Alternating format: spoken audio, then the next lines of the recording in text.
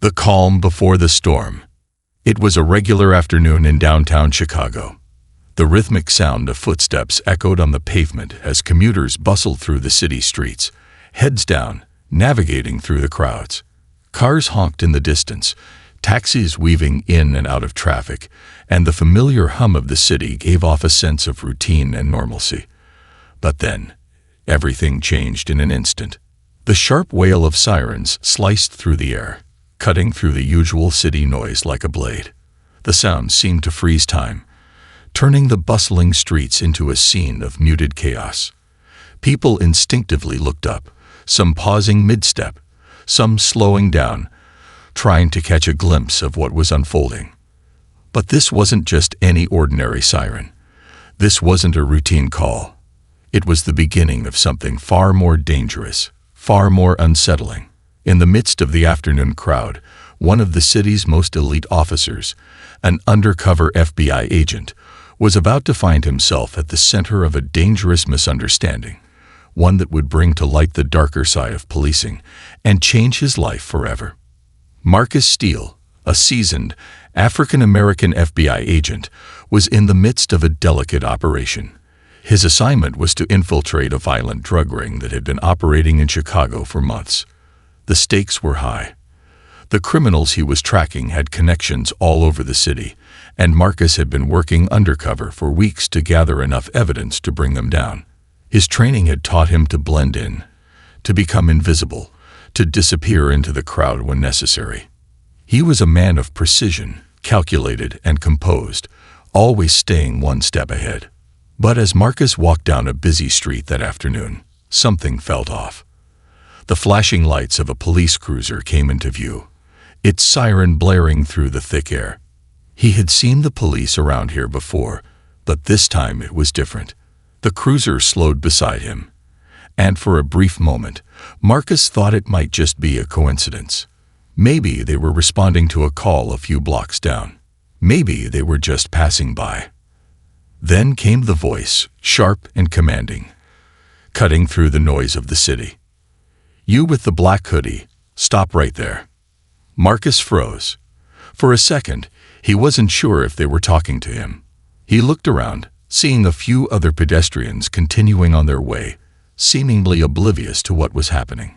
His heartbeat quickened, but he stood still, trying to read the situation. Could it be a mistake? Could they have mistaken him for someone else? The voice came again, this time more forceful. "I said stop." Marcus exhaled deeply, his mind racing. It wasn't uncommon for undercover agents to get caught in the middle of confusion, but he never expected to be the one who would be stopped. His instincts kicked in, and he slowly turned to face the officer.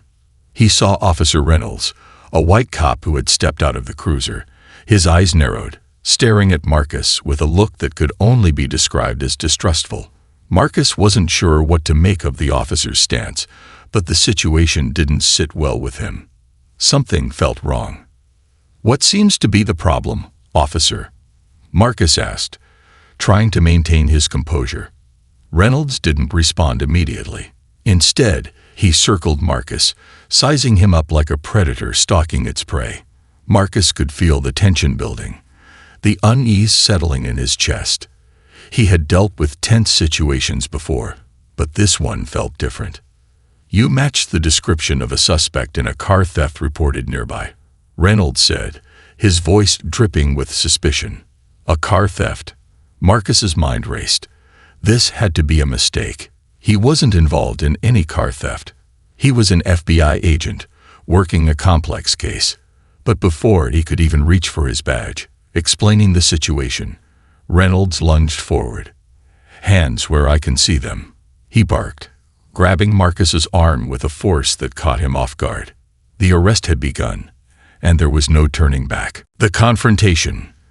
The scene on the busy Chicago street had quickly become a spectacle. As Officer Reynolds continued to force Marcus against the side of the police cruiser, the pressure on his wrists tightened, and every part of his body seemed to ache under the weight of what was happening. The crowd around them grew, and the air was thick with tension.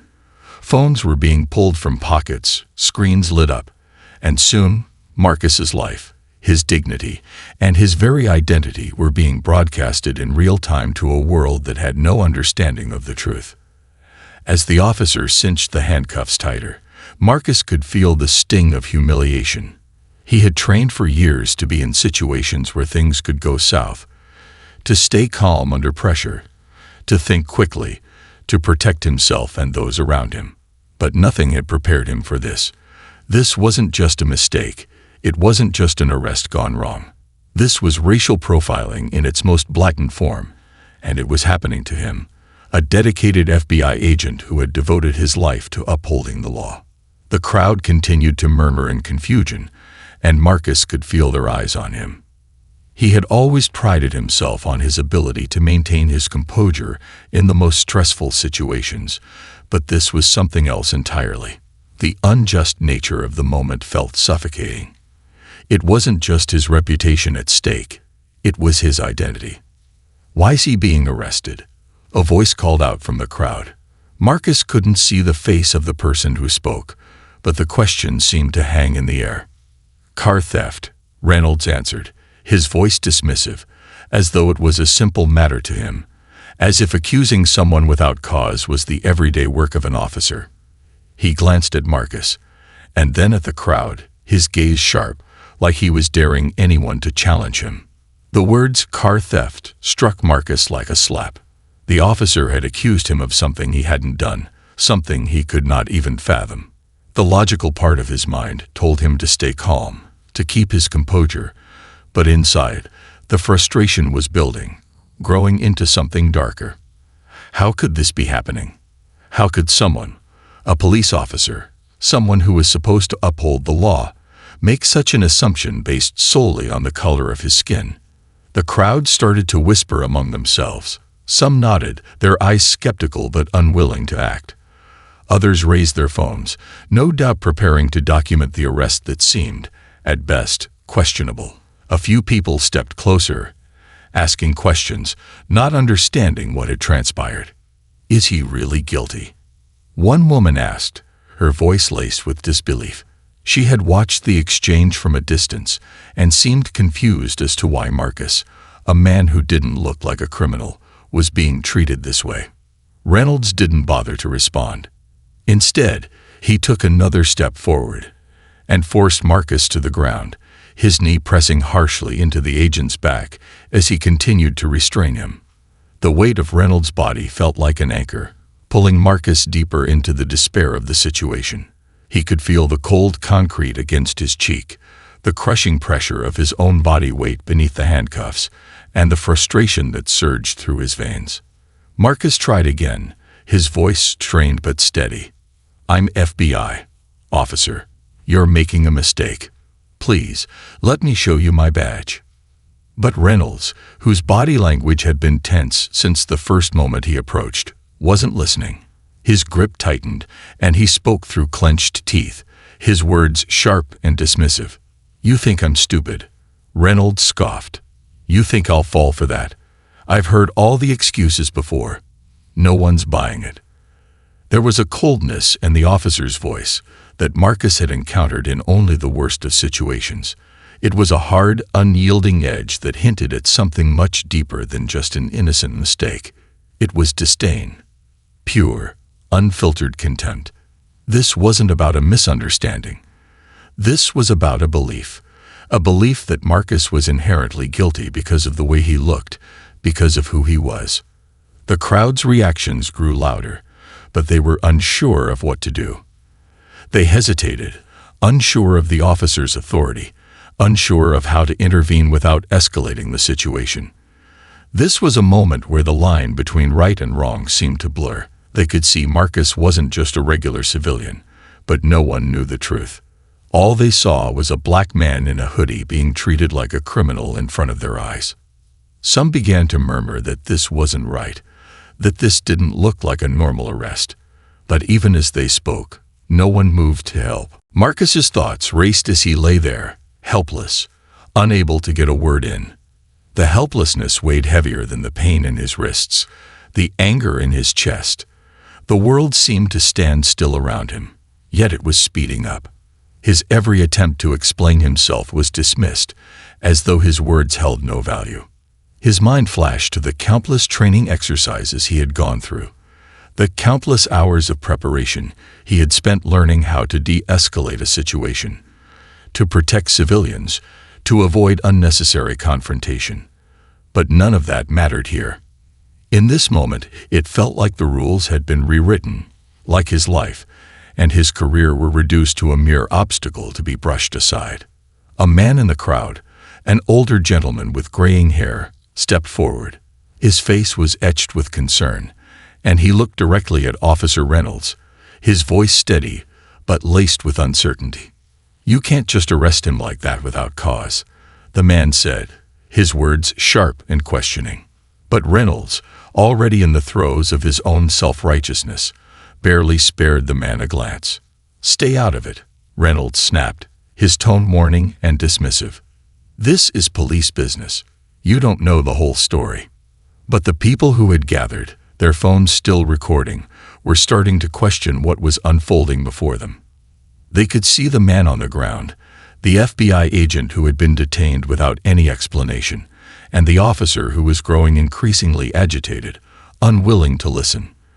The crowd's murmurs became louder, and for the first time, Officer Reynolds seemed to realize that he wasn't just dealing with one person anymore.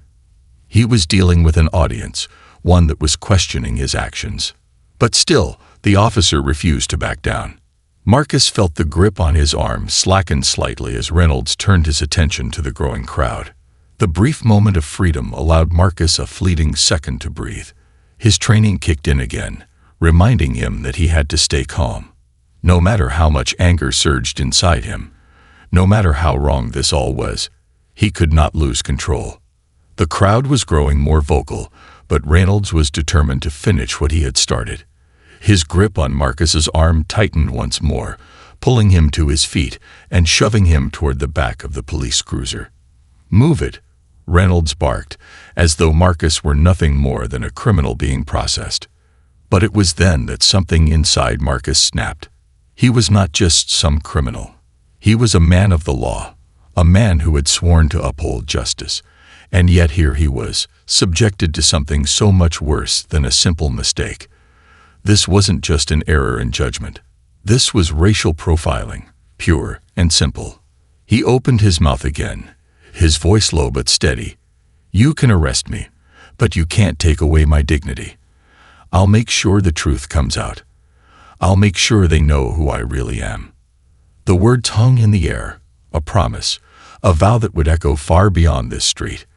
Marcus Steele might have been arrested that day, humiliated in front of a crowd, but he was not going to let this moment define him. He was going to fight for justice, for himself, and for anyone who had ever faced this kind of injustice. And this was just the beginning. The humiliation. As the crowd around Marcus swelled, the distant echo of sirens from more police cruisers sounded in the distance. For a fleeting moment, Marcus wondered if reinforcements would come and somehow put an end to the madness. But deep down, he knew this wasn't just about a mistaken arrest anymore. This was about a system, a perception, and a narrative that had been built over years of history. One where someone like him was more likely to be seen as a threat than as a law enforcement officer. The pain in his wrists from the cuffs was unbearable, the metal digging into his skin, a reminder of his helplessness. The officer's hand was still on his arm, pinning him against the side of the police car, while the surrounding crowd observed. Phones flashed as people continued recording, capturing every moment of the unfolding spectacle. Marcus could hear snippets of conversation from the crowd. "I thought the guy was an undercover cop. Why's he being arrested? This isn't right. What's going on?" People were starting to voice their doubts, but they were not stepping in. There was a moment of collective hesitation. Marcus's heart thudded in his chest. He was a part of this city, this community, and yet in that instant, it felt like he was the outsider. The officer, Officer Reynolds, stood like a wall between him and his chance at freedom. He stood there, firm and unrelenting, convinced in his own righteousness. It didn't matter what Marcus said. It didn't matter that Marcus had the power of the law backing him. In Reynolds' mind, Marcus's black skin was enough to render him guilty. That was the narrative that played out in the officer's mind, and that was the reality Marcus was now forced to endure. "Why are you doing this?" Marcus said again, his voice louder now, tinged with frustration and confusion. "I'm not a criminal. You're making the huge mistake." Reynolds' eyes narrowed, dismissing Marcus's plea. "I'm doing my job, pal," the officer spat back, a smug look curling on his lips. "You're a threat, and I'm doing what needs to be done." Every word was a slap in Marcus's face. How could Reynolds ignore what was so clear? Marcus wasn't just any person on the street. He was an officer, someone who had dedicated his life to serving the law. And yet, in this moment, that didn't seem to matter. None of that seemed to matter. The bystanders were becoming more vocal, the questioning louder now. Someone shouted from the back of the crowd, "He's an FBI agent, you moron." But the officer, too proud to admit a mistake, simply scoffed. "Yeah, sure, FBI. I've seen it all before." The world around Marcus seemed to spin, his frustration reaching a boiling point. He wanted to scream, to lash out, but he knew that would only make things worse. He had to think. He had to find a way out of this. And then it struck him. The moment that would change everything. He needed to prove who he was. He had to break through the narrative that Reynolds was constructing about him. And the only way to do that was to make everyone see the truth. Slowly, painfully, he reached into his pocket, pulling out his wallet. The motion was slow, deliberate. His hands were shaking, but he kept his composure. With his fingers trembling, he carefully removed his FBI badge from the wallet. "Look at this," he said, holding it up, his voice steady but strained. "I am FBI. This is who I am. You're making a mistake." Reynolds glanced at the badge for only a brief moment before sneering. "Nice try," he muttered, "but that doesn't mean anything to me. I'll bet it's fake. You've probably been waiting for this moment to pull that thing out." The absurdity of the situation hit Marcus like a tidal wave. Here he was, an agent of the FBI, holding his official identification, trying to prove his innocence, and the officer was still mocking him. He had never encountered such blatant disregard for the truth. It wasn't a misunderstanding anymore. It wasn't a mistake. It was a deliberate refusal to accept the truth because of the color of his skin. Marcus's stomach churned as he felt the familiar weight of helplessness. The officer wasn't interested in justice. He wasn't interested in facts. He was interested in maintaining control and asserting his power over someone he had already judged. The truth didn't matter to Reynolds. Not as long as Marcus was black and standing in front of him. A woman in the crowd, visibly distressed by what she was witnessing, stepped forward. "You can't just arrest someone without evidence. You need to check your facts before you ruin someone's life." Her voice was clear and unwavering, and it struck a chord with the others. The murmurs in the crowd grew louder. They had all seen enough. They had all witnessed the injustice unfolding before their eyes. But despite their growing discontent, no one moved forward to intervene directly. People feared the repercussions of standing up against the police. They knew how easily things could escalate. Marcus could feel the anger inside him begin to fester. He had trained for years, learning how to handle high-pressure situations, how to maintain composure in the face of adversity. But this wasn't just a job. This wasn't just a routine assignment. This was his life, his identity, his dignity. The officer's refusal to listen to him only made the frustration burn deeper. Every minute felt like an eternity, and every breath felt more labored than the last. He felt the judgment of the crowd on him, though he knew they didn't understand. They didn't know he was an FBI agent. They didn't know he had been serving his country for years, risking his life every day. All they saw was a black man standing on a street corner, and in that moment, that was all that mattered. Marcus knew he had to stay calm. His mind was still sharp, still processing what needed to happen. but he had to admit that the weight of the situation was overwhelming. He couldn't believe this was happening. He had spent years in the FBI, faced criminals, gang leaders, and dangerous operatives, but never had he faced something like this. Never had he been forced to prove his worth simply because of the way he looked. "I'm not a criminal," Marcus said again, this time with more intensity. "I'm FBI.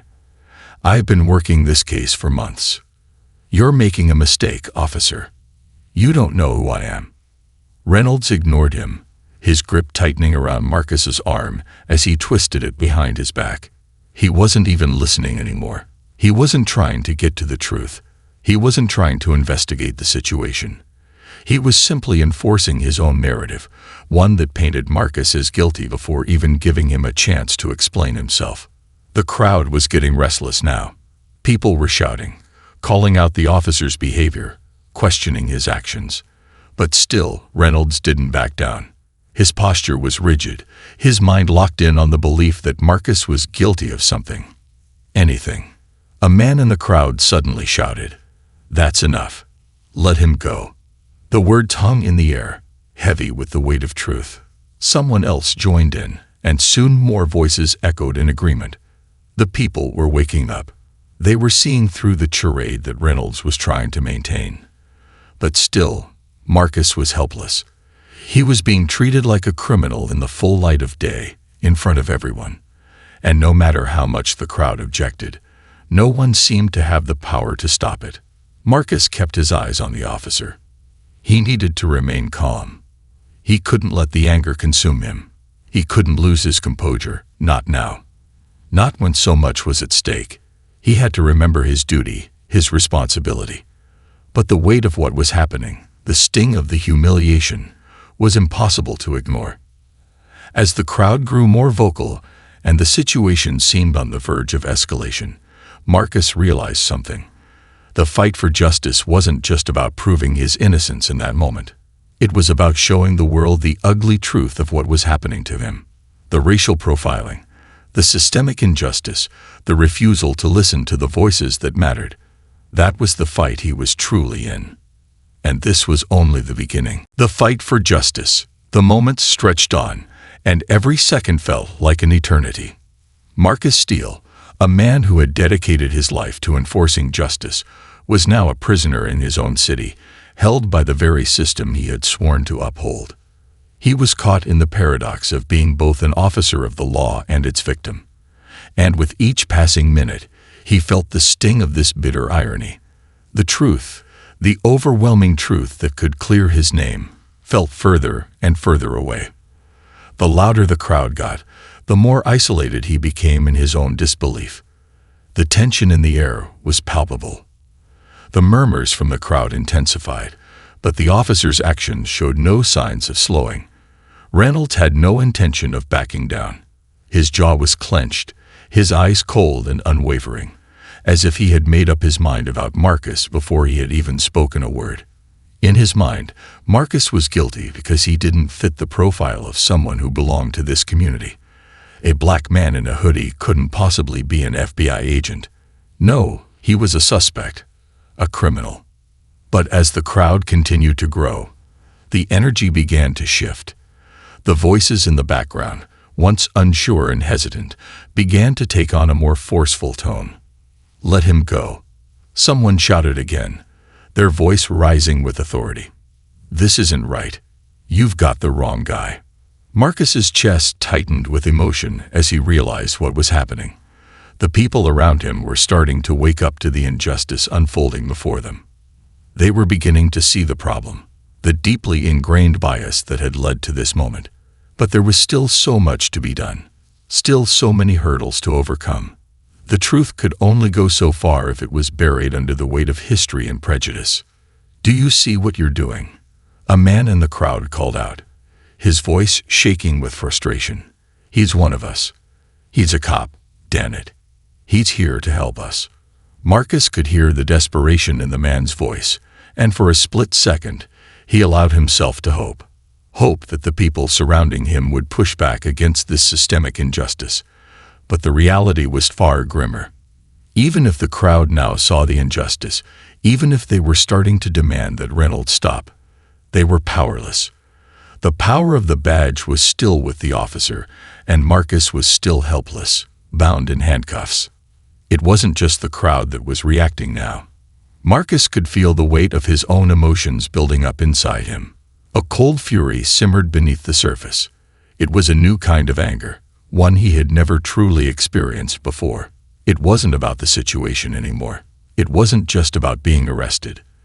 It was about the deep-rooted systemic issues that had allowed something like this to happen. It was about the racism, the assumptions, the biases that ran so deeply through the very fabric of the system he had dedicated his life to. This wasn't an isolated incident. This wasn't a rare mistake. This was part of a much bigger problem, a problem that stretched across cities, across states, and across generations. Marcus wasn't just a victim of one bad officer. He was a victim of a centuries-old problem that had festered beneath the surface, invisible to many but all too real for people like him. "Officer, you've made a mistake," Marcus said, his voice now shaking with the weight of his frustration. "You don't know who I am, but I'll make sure the truth comes out. I'll make sure you're held accountable for this." Reynolds scoffed, his demeanor unchanged. "You think anyone's going to listen to you?" he asked, his voice dripping with disdain. "You're just another guy who thinks he's above the law. I'm doing my job, and I'll keep doing it. You're guilty until proven innocent, and that's the end of it."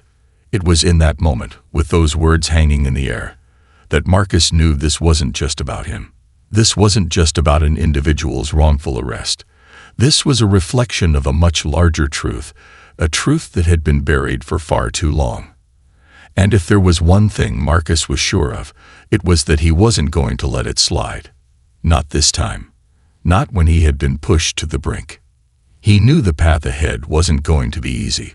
The crowd, although growing in number and vocal in their opposition, wasn't going to have the power to change the situation. They didn't hold the leverage. It would take more than just a few raised voices to undo the damage that had been done. But there was something powerful in their collective action, something that told Marcus they were starting to see through the smoke and mirrors. They were starting to see the truth. A woman in the crowd, her eyes filled with disbelief, spoke out again. "You can't just arrest someone for no reason. You need to check his ID. This isn't how it's supposed to be." Finally, for the first time, Reynolds paused.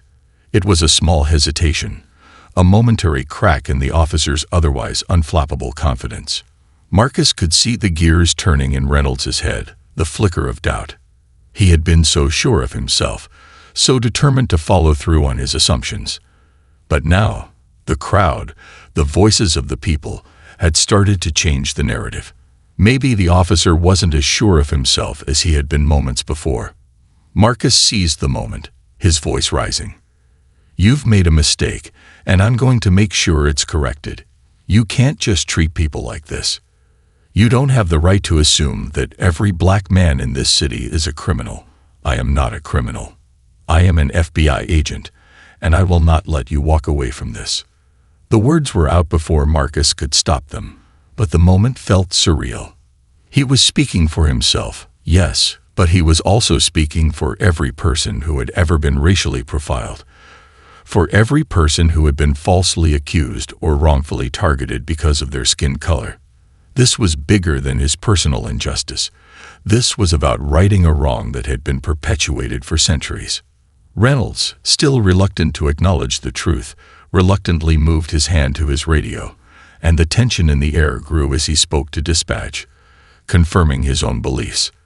The moments dragged on, but Marcus could feel the collective shift in the energy around him. He wasn't alone in this fight. The people around him were starting to rally behind him. They were starting to demand justice. And then, as if it were a sign, Marcus heard the distant sound of another siren. A police car arrived, but this time, something was different. The officers in the new car approached cautiously, their eyes scanning the crowd. As they saw Marcus, still held in the grip of the first officer, and the bystanders calling out for justice, they looked at each other, silently communicating. They knew something wasn't right. Reynolds, "What's going on here?" one of the new officers asked, stepping closer, his tone serious. Reynolds, still holding his ground, shrugged. "Got a suspect here for car theft. I'm processing him." The new officer's eyes flickered to Marcus, then back to Reynolds. He raised an eyebrow. "You're processing him based on what?" "A hoodie and a bad attitude." For the first time, Marcus saw doubt in the eyes of a fellow officer. The moment of hesitation was his opening. He took a deep breath, knowing this was his chance. "I'm FBI," he said again, his voice now stronger, carrying the weight of his words. "You can check my badge. You can call it in.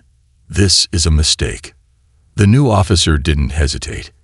He stepped forward and began to take Marcus's ID from him, speaking calmly but firmly into his radio. The air crackled with anticipation as the truth started to unfold. Reynolds stood frozen, caught in the shifting momentum. The crowd was watching closely, their eyes never leaving the two officers. They could feel that the tides were changing. This wasn't over. It couldn't be. Not when the fight for justice had just begun. Marcus Steele knew that the road ahead would be difficult, but he was no longer just a passive participant in this injustice. He was standing up for something larger than himself, something that would require all of his strength to carry forward. And in that moment, the truth was no longer optional. It was inevitable. The revelation. The moment was electric with tension.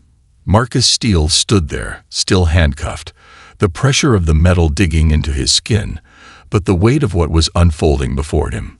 The slow but inevitable unraveling of the false narrative that had surrounded him was heavier than any physical restraint.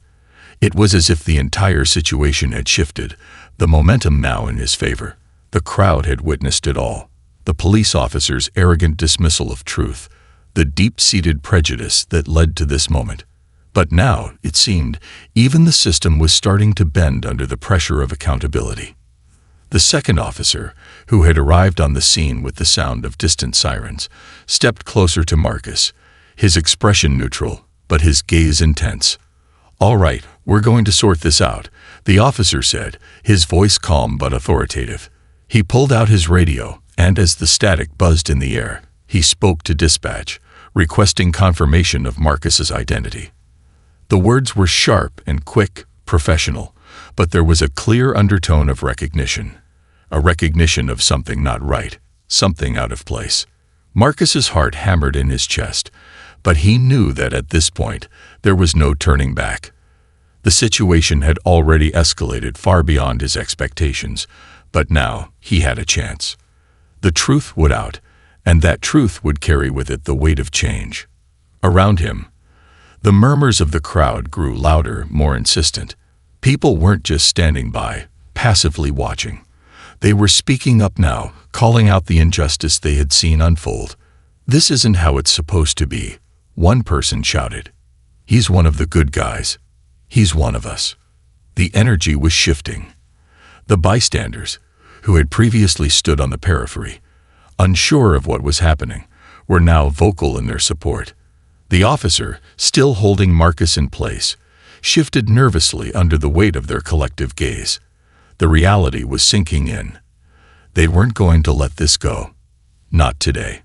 The second officer who had arrived, a woman, stepped forward with a more deliberate pace. She was young, perhaps no older than Marcus himself, but her posture was one of quiet authority. She had seen the officer's actions and understood what was happening. She didn't need to hear the entire story. She already knew the signs of racial profiling. "You know what this looks like," she said to her colleague, Officer Reynolds, her voice even but firm. "I don't think you've got all your facts straight here." Reynolds, for the first time since the whole thing had begun, hesitated. His eyes darted around from the crowd to Marcus, from the badge still visible in Marcus's hand to the growing number of bystanders recording the moment. His jaw clenched, his pride taking over. "I'm doing my job," he muttered, as if trying to convince himself. But there was doubt creeping into his voice. "That's not what you're doing," the female officer replied, her words direct, cutting through the air like a sharp blade. "What you're doing is escalating a situation unnecessarily." She turned to Marcus, her tone shifting. "Are you all right?" she asked, her voice softer now, respectful. It was the first time anyone had acknowledged his humanity in this entire ordeal, and for a moment, it caught Marcus off guard. His eyes met hers, and there was a glimmer of understanding in her gaze. "I'm fine," Marcus replied, though his voice betrayed the pain that had been building up both physically and emotionally. "But this isn't right. You know it." The second officer nodded, and as if on cue, she turned back to the radio, instructing the dispatch team to pull up Marcus's records. Her colleague, Reynolds, continued to stand there, his posture rigid, his eyes not quite meeting anyone's gaze. His authority, once absolute, now felt fragile. The shift in power was subtle, but it was there, and it was undeniable. The dispatcher responded moments later, and Marcus could hear the confirmation crackling through the radio. "Agent Marcus Steele, FBI, assigned to active undercover case number 7845XJ. You are advised to release the individual immediately. Officer Reynolds, please acknowledge." The words echoed in the air, and Marcus's chest filled with a rush of relief. There it was, his identity confirmed, his role in law enforcement verified. The truth had been spoken, and it was undeniable. Reynolds stood there, motionless for a moment, his face reddening with a mix of frustration and embarrassment. The weight of the revelation hit him like a punch to the gut. He had made a fatal mistake, one that couldn't be undone. The truth was clear now. He had allowed his own biases and assumptions to cloud his judgment, and in doing so, he had made a spectacle of not just Marcus, but the very system he had sworn to protect. The second officer took a step back, giving Marcus space as she spoke, her voice steady. "Reynolds, you need to reconsider your actions. You've violated protocol here. This goes beyond just the mistake of an arrest. You need to account for your behavior." Reynolds opened his mouth to protest, but the words caught in his throat. He could see the crowd around him now, their eyes filled with judgment, their phones capturing every moment. There was no hiding from the truth anymore. A silence hung in the air for what felt like an eternity. The crowd, once restless and uncertain, now stood in a moment of collective clarity. Marcus Steele, the man who had been treated as a criminal moments earlier, was now seen as he truly was, a dedicated professional FBI agent who had been wrongfully accused and unjustly arrested because of racial profiling. The injustice that had once been buried beneath layers of bias was now exposed for all to see. "I want to speak to your supervisor," Marcus said, his voice calm but firm, his eyes never leaving Reynolds. "I will not let this slide. Not now. Not ever." The second officer nodded again. "Of course. We'll get you the help you need, Agent Steele. I'll make sure this gets reported." Reynolds stood there, shoulders slumped, his face pale as he realized the full extent of the consequences he would soon face. His hands shook slightly, and for the first time, Marcus saw him not as a threat, but as a man caught in the collapse of his own ignorance. But Marcus didn't have time to dwell on Reynolds' downfall. He had learned early in his career that the most important part of a fight for justice was not winning a single battle, but ensuring that the fight itself kept moving forward, that the systems that allowed for such injustice to occur were held accountable. The road ahead would be long, and the consequences of Reynolds' actions would be just one small part of the larger, ongoing battle for racial equality and justice. For the first time in what felt like hours, the tension in the air began to dissipate, and the crowd seemed to breathe a collective sigh of relief. Marcus was released from the handcuffs, the tight metal around his wrists falling away. But the emotional toll of what had just occurred would stay with him forever. He was freed from this particular moment of injustice, but he knew that freedom was still a fight that would require persistence, courage, and resilience. The second officer turned to the crowd, her voice now addressing them, her tone serious and respectful. "This shouldn't have happened," she said, "but we're going to make sure it gets addressed. This man, Agent Steele, deserves respect. He is not your enemy." As she spoke, Marcus felt a surge of gratitude toward the officer. She hadn't just apologized for the incident. She had affirmed his humanity, his dignity, and she had helped expose the ugly truth behind the bias that still lurked in the streets. And in that moment, Marcus knew that the fight wasn't over, but it was more than just a personal battle now. It was a movement, a collective demand for change, and it had only just begun. The crowd began to disperse slowly, some of them offering Marcus quiet words of encouragement, others still recording, capturing the moment as it would soon become part of a larger conversation. As Marcus stood there, he felt the weight of their support, and for the first time that day, he allowed himself to believe that change was possible. The road would be long, but this moment was proof that justice, even in its smallest victories, was worth fighting for. Marcus looked up at the sky, the late afternoon sun now dipping below the horizon. There was work to be done. But for now, he was ready to take the next step. Because as long as there were people willing to stand up for the truth, he knew they could make a difference. And this was only the beginning.